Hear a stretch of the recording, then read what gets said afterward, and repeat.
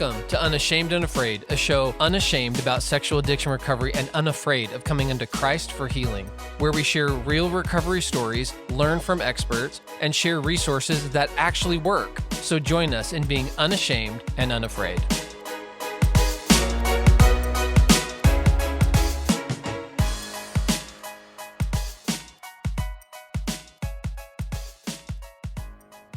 Hey, James. What's up, Sam?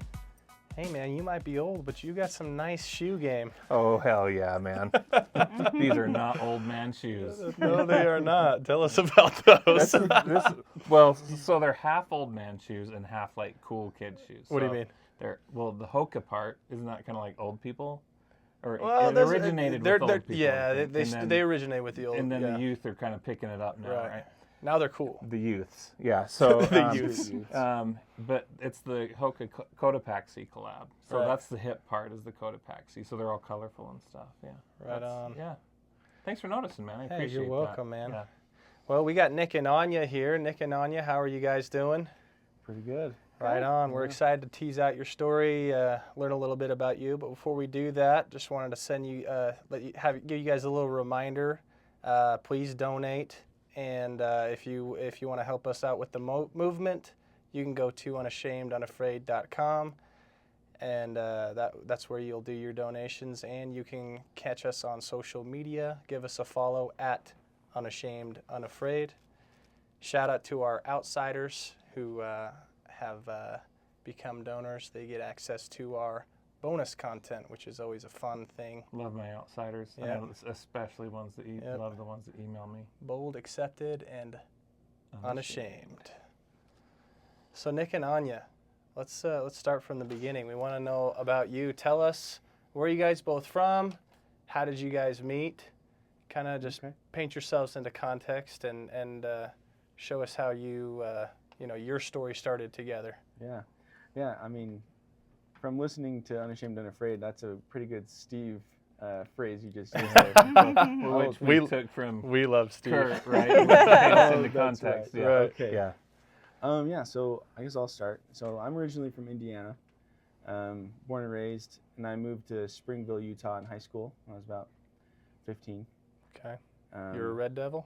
Yeah, Red Devils. Right on. I live in Springville now, so. Oh, do you? Very cool. Yeah, it's a good little town. It's growing quite a bit. I grew up in Taylorsville, Utah, born Okay. and raised. Always been a Utahn. Tried to leave for a little bit and made my way back here. So. Born and raised. So how did you guys end up meeting? Well, fun little app, Mutual. Oh, we love Mutual. Yeah. Right. I like to say love at first swipe. Love at first swipe. Oh, there you That's go. good. But See, it works, Ella. It works. It was the worst. We both hated it. Oh, So. yeah, we both deleted the app and re-downloaded it about 20 times. So Hey, it sounds like it eventually worked. it'll grow on you. That's awesome. So you guys were in college at the time, or living where? I was living in Provo. I had recently dropped out of BYU. Just was more focused on my social life and didn't really focus too much on my studies like I should have. You know, Right. I was a server at Olive Garden at the time, Right. and so and then living in Provo, and then Anja, you were living. Go ahead. I was living in Salt Lake City. I had finished college at that point, was graduated. We're kind of the definition of opposites attract. I had done all the school and done all the things, and Nick was trying to figure things out. Sure. So. Sure. Yeah. So you guys, it sounds like you guys met kind of around that age. You met on Mutual. That's always fun. We love the stereotype. Yeah. And then you got married. At what point did addiction become a part of your guys' story? I mean, was that something that you guys had conversations about going into marriage that was happening as you guys were engaged and leading up to marriage? Or is this something where, It all came out it after. all came out after? Tell us about that. So I was, before I met Anja, I think I had a couple girlfriends that I ended up sharing my struggles with, because we got to the point where I felt comfortable and they pretty soon after, dumped me. So that was pretty tough. And so I remember the day specifically. It was Christmas Day, actually, after hanging out with Anja's family. I kind of just in the car was like, hey, I have something to talk to you about. Well, was there fear going into this conversation? There No, was. what had happened before? Were you thinking about that? Like, hey, maybe this is it? What was that like? There was some fear. I think there was also some acceptance, though, because I feel like I had accepted myself and my struggles, and realized that, if she wanted to move on to other men, then that would be fine with me. Obviously, there was some fear and doubt. So can I dig into that a little bit? Mm-hmm. Because I think there's a lot of people listening right now who probably are feeling, maybe have had some similar experiences to you, Nick, where they're like, yeah, I actually have talked about this with a few romantic partners, and it has spiraled out of control after that. What got you to that point where, I don't know if I'll put these words in your mouth, but like you were at peace with the possibility that she could move in? What was the healing that happened to get you there, where you felt like it was like, okay, wow. Where you got like comfortable with. Yeah, where you were comfortable finally. I don't know. I guess I just really liked her, and I wanted to go into the relationship like with honesty, and just I felt like up until that point in my life, it was a big part of my story, a big part of who I was, or maybe to a certain extent was almost like too much of a focal point in a negative way. And so I felt like I just needed to be truthful and open. Yeah. Wow. That's awesome, man. So Anja. Yeah.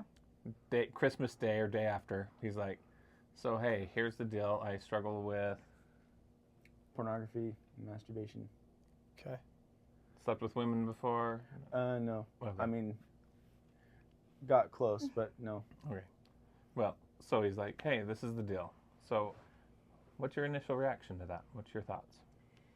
So that's kind of an interesting part of my story, I guess, in the sense that my childhood, I was diagnosed with multiple sclerosis when I was in high school, and that became my focal point of my life and kind of my defining thing, which I didn't want it to be my defining thing. But because of that, at a really early age, I had decided that I was unlovable, and that if I truly loved someone, I would not let them live the life that would be a caregiver of somebody with MS. And so I had already shared that I had MS and was feeling really worried, allowing somebody to love me. And so then hearing that Nick had something going on almost gave me permission to like, oh, he's got something, I've got something. I'm not going to be the only person destroying this relationship with like a potential bomb later. So that right? was a relief to you. Yeah, it felt to me like, oh, now I have permission to like... To be human. Yeah, to be loved, basically. That's for, awesome. For my unlovableness. And that maybe it sounds like that had something to do with some of the wounding that you had, right? Yeah. I feel a little bit unlovable when this, okay. Yeah. Wow. Love that. So you felt like your MS, really, in the end, you just kind of deducted that down to this will make me unlovable. Yeah. In a romantic relationship, marriage way, or like kind of in life in general? I think it made me feel like selfish to allow someone to love me, if that makes sense, because there was going to be so much pain that if I truly loved someone, why would I let them into this painful scenario? Yeah. And that's how I guess I felt like it wasn't worth it to anybody else to enter into such a painful life. So Nick, I know this is common, but to what degree was your unlovableness alive and awake in you around your pornography usage? Oh, at that time. That is a great question. So a few months before I met Anja, I was actually going through a really rebellious phase in life. I was feeling really jaded by like dating. I was feeling jaded about school because I didn't feel like it was right for me, so I dropped out. I had roommates that were into like drugs and alcohol, and so I started experimenting with that with them. And the whole time I was pretty aware that I was openly like just rebelling against God because I just didn't care anymore. So I remember going running a couple times. Just one time I went running, and I just saw this stair. So I saw this stairwell up to a high area, and I looked down, and I was like, I wonder if anyone would miss me if I jumped, you know. And I was also on a lot of antidepressants at the time, and so that probably didn't help. So yeah, later on, after that experience, I did go home after another run and took some pills and tried to end my life. But I remember I just had a feeling that I should just call 911, and so I did, and the police officer showed up, and I just was really numb. Yeah. You know, just numb to life and everybody around me. I remember sitting in the back of that cop car, and I just said a prayer. Just asked God if He still loved me.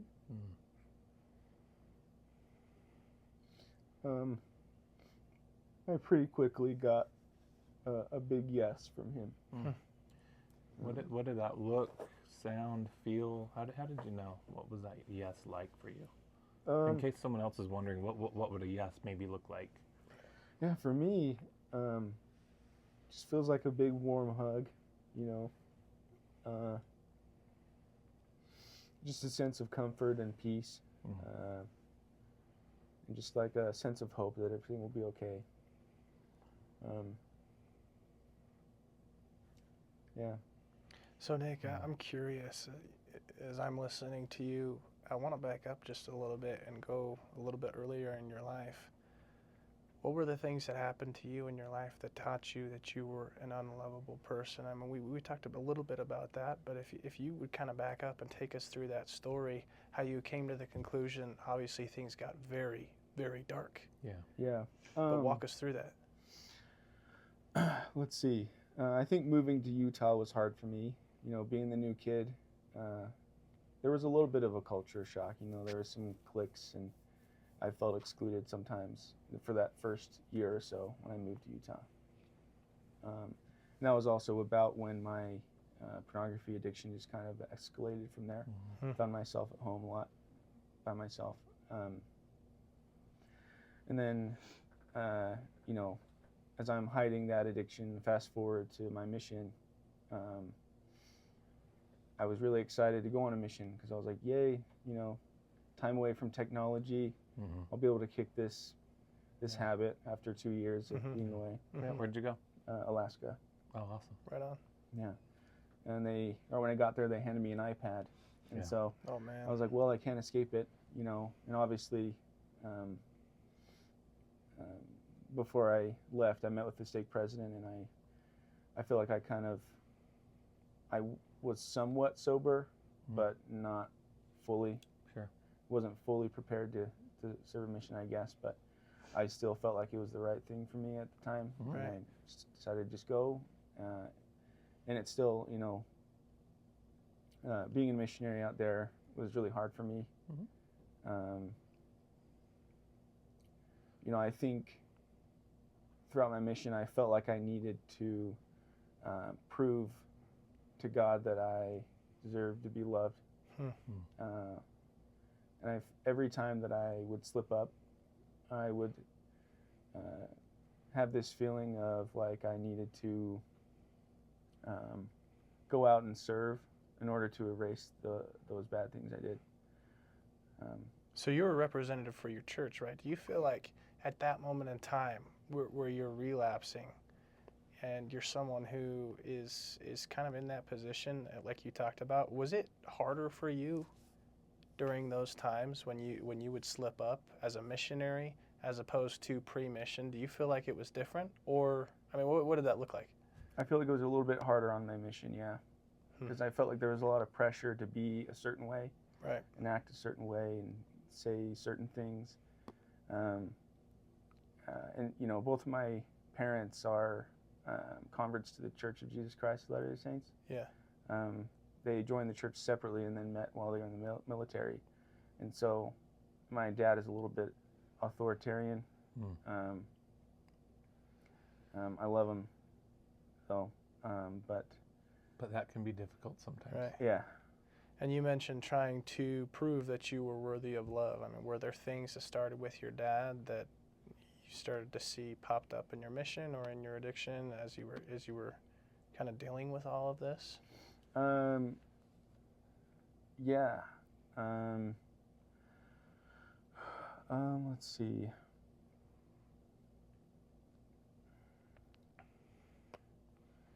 Yeah. That's a hard question. It's a It hard is. question. Yeah. It's kind of complicated. Right. But, you know, there's a lot of things in my childhood, you know, being the youngest of 5 kids, seeing my 2 older brothers kind of go down separate paths.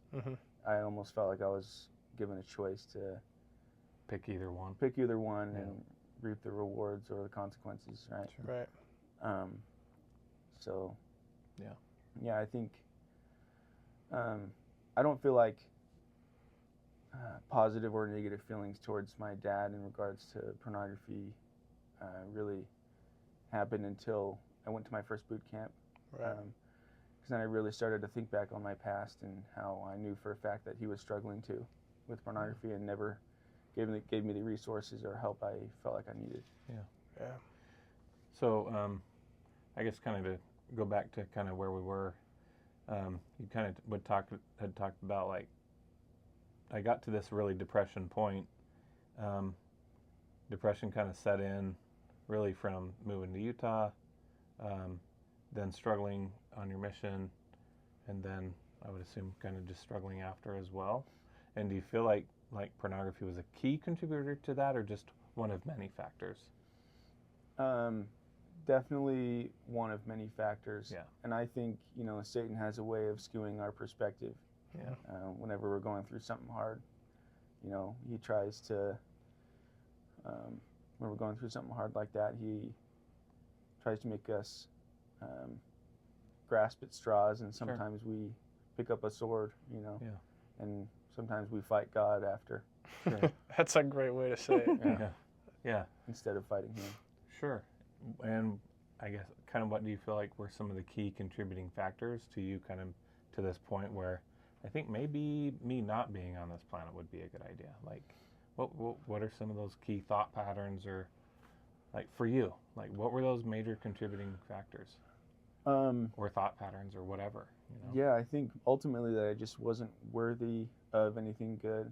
I wasn't worthy of a wife because I felt like I had tried over and over and over so many times, you know, countless dates. That was a big one.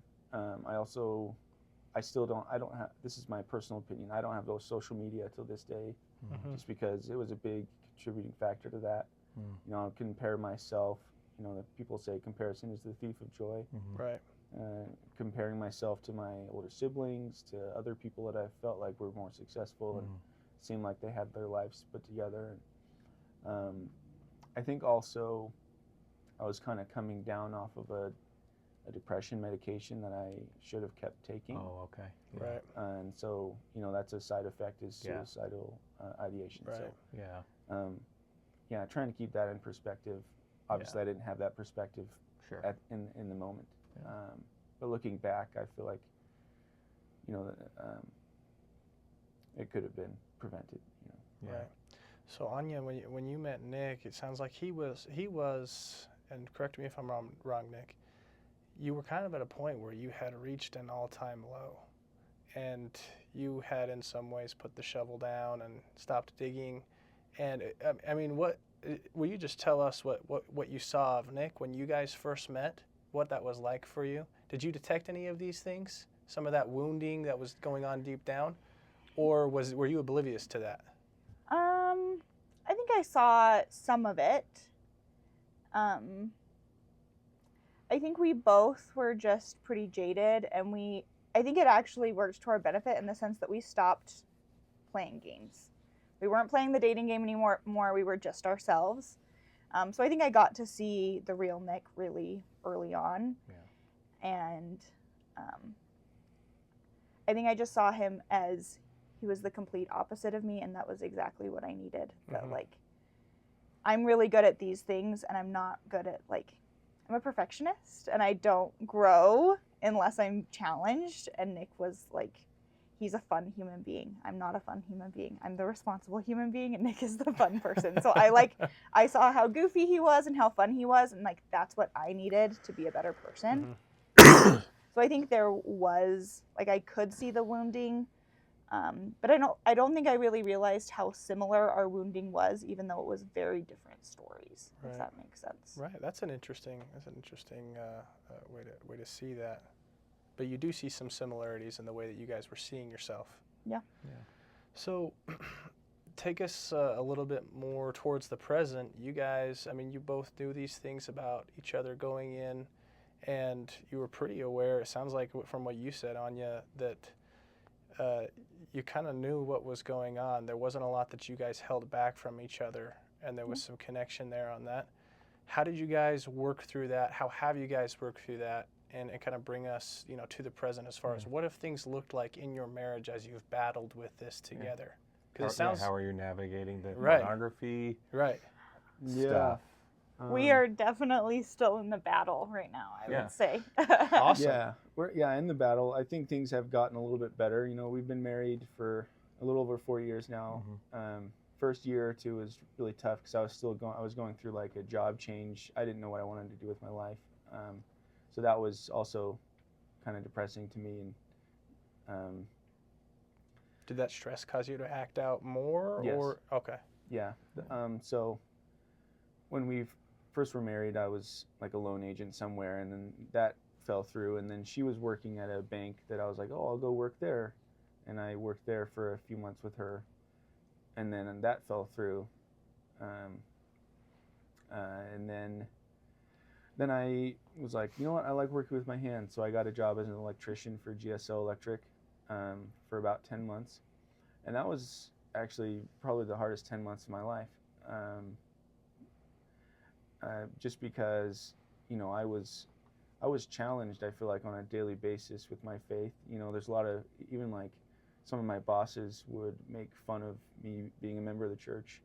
I had some people trying to do like temple things with me when they would like shake my hand, and I was like, please don't do that, Right.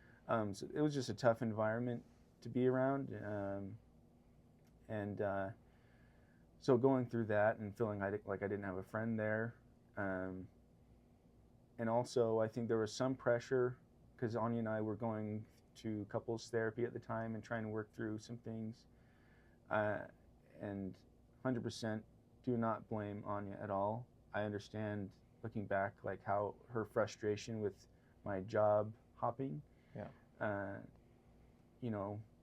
and so because of that, I felt even more pressure to stay in that job situation. And so there were some days when I would be in my car and I knew that I had to take a right to go to work, but I would sometimes just think like, not feeling it today. So I would take a left and go to a park. And sometimes I would slip up. Sometimes I would just go see a movie or go walk around the mall or something like that. And then I would get home from work, and Anja would be like, "How was work?" And I would be like, "It was great. How was your day?" So there was some distance between you guys at this point. I think what I'm curious right now to understand a little bit about the nature of your relationship, right? Because you've both talked about some of the wounding that happened. And you're talking about how you've navigated that. How do you feel like there was, how did codependency play a part in that? Where maybe you guys, do you feel like there was any of, maybe you guys trying to get your needs met in dysfunctional ways to try to cope with the wounding that had happened, right? I mean, because there's a lot of dysfunction going on right here, and what did that look like? I think for both Nick and I, we weren't the people that could help each other because we were both so entrenched in our own trauma and pain, if that makes sense. So like when Nick would come to me with things he was struggling with, it automatically triggered me, right? Where I was feeling like, for example, his instability. I've had a lot of instability with my health, and so like there's something that's totally uncontrollable in my life. So then to have another thing that felt uncontrollable was really, really hard for me. And so that's why I didn't react well, right? It's because I was triggered. We've probably got a lot of women listening to this. I'm curious, would you describe kind of what that looked like for you, right? Because I'm sure there's a lot of women who would resonate with that. Tell us what that was like when you would get triggered and start to spiral. How did you interact with Nick, and how did that go? Oh, I said all the wrong things. Yeah. All the wrong things for somebody going through recovery. I was, and what still work have often am the wrong And what response. work have you done to manage that now going forward? I think for me, it's just been like to take a breath and recognize that there's like some trauma there. And so like maybe my first reaction isn't the reaction I actually want to give, if that makes sense. Have you guys worked at that at all? You mentioned couple therapy. Has that been something that you guys have addressed, or is this kind of just more of the individual work? We kind of gave up on couples therapy pretty soon, just because I feel like, I won't speak for you, but I remember you telling me that you didn't feel heard while we were doing that. I think we were both I think specifically I was in such a bad place that I wasn't even like, I couldn't comprehend what Nick was needing, I guess. I really think Nick probably could have found recovery a little bit sooner had I not been such an awful partner for a while. I was not. I don't know though. I feel like, give yourself some grace and realize that most of your feelings were perfectly valid, at the time with the knowledge and understanding you had at the time. So, So I'm curious, guys. Why tell your story, right? You're on here, you've opened up about some of these things. I mean, why do you think that you felt compelled to come on here and share some of these things with other people? For myself, I just feel like, depression and addiction and mental health issues in a nutshell is really prevalent in these days. And so to have an opportunity to share where other people can hear and feel some hope and some sense of peace and comfort, I feel like can be powerful. I know it was powerful for me that one day when I was like, you know what, I need to change. What can I do? I was like, oh, there must be a podcast out there somewhere. So I found this one. Imagine that. Yeah. Yeah. So how did you find us? And then after that, Anja, I want to hear from you. But I just typed into the podcast app, help with pornography. Nice, and man. You guys were one of the first ones that popped up. Awesome. Anja, why tell your story? I think for me, because Nick wanted to, was one of the answers.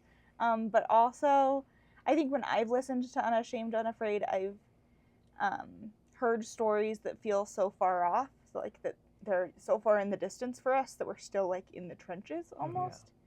And I wanted there to be a story where like somebody that is in the trenches could really relate. Because Being sometimes in the thick of it still. Yeah. Sometimes recovery feels like you're always in the thick of it, where I actually don't think we are, but it's just like recurring, constant, right? So I think that's what I really wanted, was like, our story's not perfect and we're still in like kind of the mess part right now. And I have not been perfect, but I think there's healing in that still. So. And you're finding healing. Yeah. Yeah. Go there. I think for me, because I've always been a perfectionist and a control freak, when we were dating, I was kind of Nick's recovery partner, but pretty early on, I had to really discover that like I couldn't be as in the trenches as maybe I wanted to be, because then that Dig into that. What do you mean by as in the trenches? With Nick? Or just in the trenches with Nick, but I couldn't I couldn't take everything personally, I guess, in that sense, where like I could be there, but I felt like sometimes I got too involved, where then when he did slip up, it felt so personal to me. There you go. But then I also had to but then I swung the complete opposite direction where I ignored it completely. Right. So tell us about the balance in there, right? Like what have you learned from going through that would be helpful to from basically being his accountability partner, right? To full on not being his accountability right, partner. because we rarely find Jesus in the extremes, right? No. Tell us the middle ground that has been helpful to you. If you're and you don't, right? We don't expect you to be all the way healed, but what are you finding? Yeah, what's working for you right now? I think I'm or finding what's not that working like in the past. Like listening to podcasts, I haven't quite gotten it. I want to start doing like groups with other women, but I'm not very good at being vulnerable. So that's been like my next step is something I want to do. Great. I would but encourage like that. easing into things, I think like accepting the small pieces that I can do. So like Nick and I have really open conversations, and instead of it being like, these are my rules and this is what I exactly need you to stick to, I've kind of more like just been like a listening ear, I would say now. I think really early on it was like these are my non-negotiables and these are my boundaries, where they actually weren't my boundaries because I loved him and I wasn't going to change anything if he broke one of those, right? Like I So you're trying the controlling codependent. Yeah, exactly. How well did it work? Not well at all. We tried Chris and Autumn's 24-hour rule, and I guess to me that meant like 72 to like 100 and some hours. Because it would take me some time, and I felt like I needed also some codependency things going on. I felt like I needed to time it just right whenever, because sometimes in order to manage her feelings. Exactly. Okay. Exactly. Classic. Yep, you nailed it. Wow.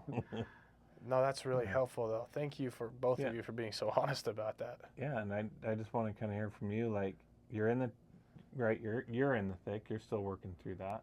What hasn't worked, and what's kind of right now as you're still navigating this, what's working out, and what's your message of like hope and recovery to people listening right now, even when you don't have it all figured out, but you're getting there, you're working on it. Yeah, I think number one,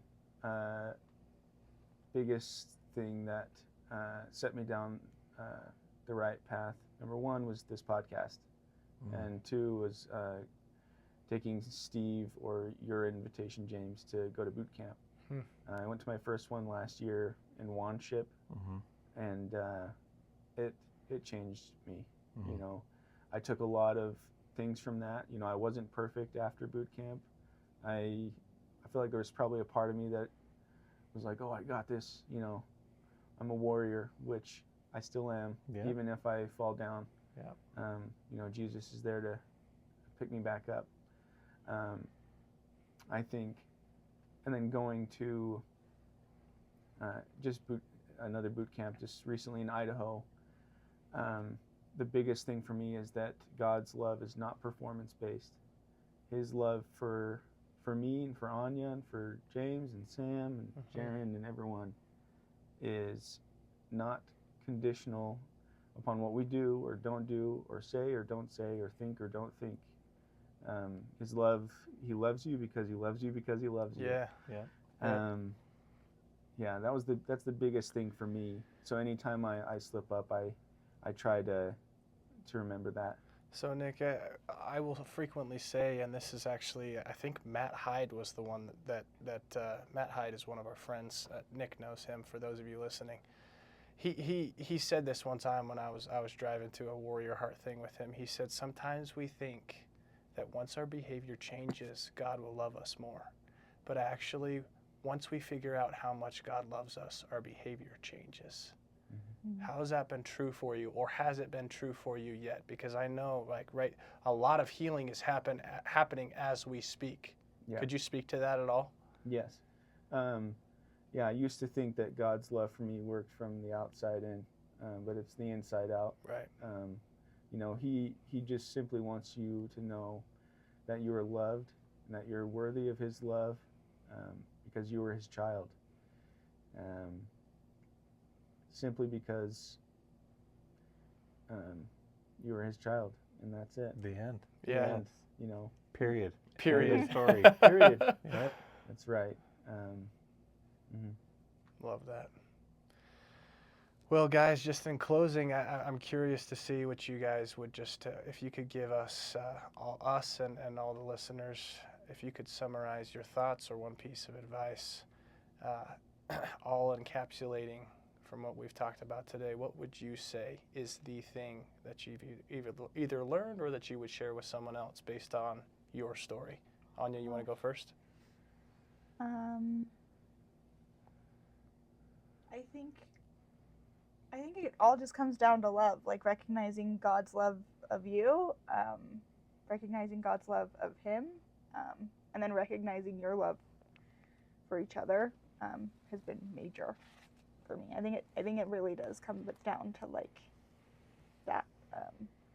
I think I had to come to a place of like I had to know that God loved Nick, and I had to come to a place and know that God loved me, and that allowed for me to be a good person in healing with Nick, if that makes sense, because I think I felt so unloved as well that I needed to do some of that healing as well. Yeah. I think, sometimes in life, we all have pain, we all have wounds, we all have trauma. Satan has a good way of trying to skew our perspective and make us believe that we're something we're not.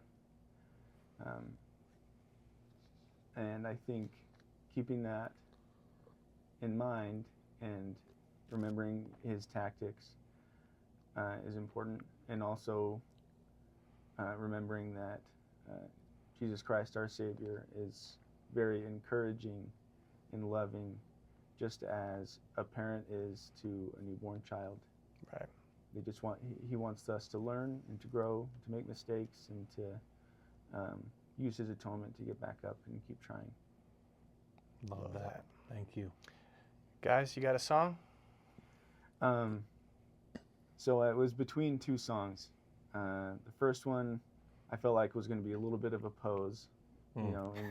So what was the poser What song? was the It poser was song? going to be I'll Keep On by NF. Okay. I was Okay. going to try and appeal to Steve's. Yeah. Like, hey, Steve, look at me, I'm cool too. Yeah. I do like that music too. Right. But something that has really spoken to me, and I think has spoken to Anja as well recently, is You Say by Lauren Daigle. You Say. Yeah. I love that song. Okay, guys, thank you, Nick and Anja, for being on. I loved your story. Thank you for being so open and vulnerable. Guys, don't forget to donate at unashamedunafraid.com if you want to join the movement. Find us on social media at unashamedunafraid. And if you have a story or resources, please reach out to us at our email. I'm Sam at unashamedunafraid.com. James at unashamedunafraid.com. And until then, until next time, we invite you to be unashamed.